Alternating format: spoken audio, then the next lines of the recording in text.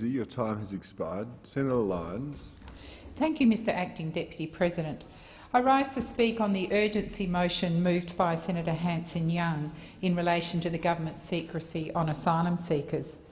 And I would put it to the parliament that the coalition government never intended to give us anything more than a three-word slogan in relation to asylum seekers and refugees. In fact, their farce on this whole issue began with three new words, another three-word slogan, a three-star general, who, it would appear, had a very short chain of command and indeed a very short-lived campaign. Despite the fanfare of military uniforms, flags and yet another slick three-word slogan, Operation Sovereign Borders, Australians were not impressed. Not impressed with Minister Morrison's weasel words and not impressed with the shroud of secrecy over what was being done in our names. In January, a new offensive of secrecy began. The three-star general was scrapped. The briefings by Minister Morrison were scrapped, and we moved to a as-needs basis. That's what we were told. When the government deemed that we needed to know something, they would tell us. Well, surely we have reached that now. There is a need for the Australian public to be informed by its government what is being done and what has been done in our names.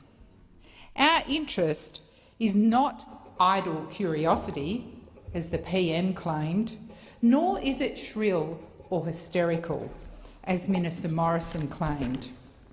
The facts are we have no idea what is going on, and that's exactly the position the government wants us to be in. It has not demonstrated one shroud of humanity or decency in its treatment of those seeking asylum. What happened to those 41 Sri Lankan asylum seekers? How is it that they were turned over on the high seas to the Sri Lankan authorities? And now we hear, not through the government, not by Minister Morrison or indeed the Prime Minister informing us, but through the media, that those asylum seekers may face charges and may even face jail. And where are the others? Did they even leave from Sri Lanka? Or did they depart from India? What will happen to them? And today, thankfully, because of the actions in the High Court, the Australian public has been brought up to speed. But what a disgrace. Where's the government in this?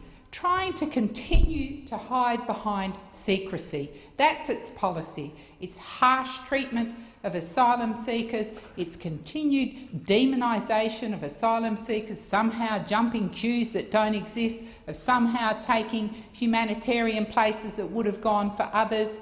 They are simply trying to demonise and to hide and to remain in an absolute cover of darkness over asylum seekers. Well, you know what? It's not the 1950s, and thankfully media communications have moved on, and it's not possible for the government to remain to keep this a secret anymore. And if the government won't tell us, then the media will, or the High Court will, or someone else will. Maybe the Indonesian government will make announcements, as it has done in the past.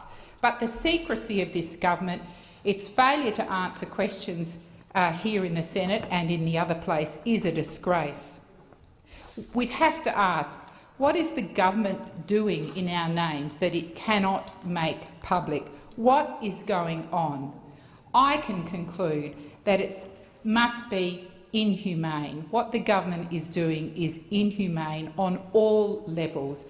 Its treatment and its demonisation of those seeking refuge from troubled areas is a disgrace. And children, somewhere floating on the ocean. How many children are there? We don't even know. What's going to happen to them in the next 72 hours? Because that's what the High Court, that's the undertaking the government has given. But again, nothing from the government, absolute secrecy. It's a disgrace. And the Australian public will not be fooled. Thank you, Mr Acting Deputy President. President.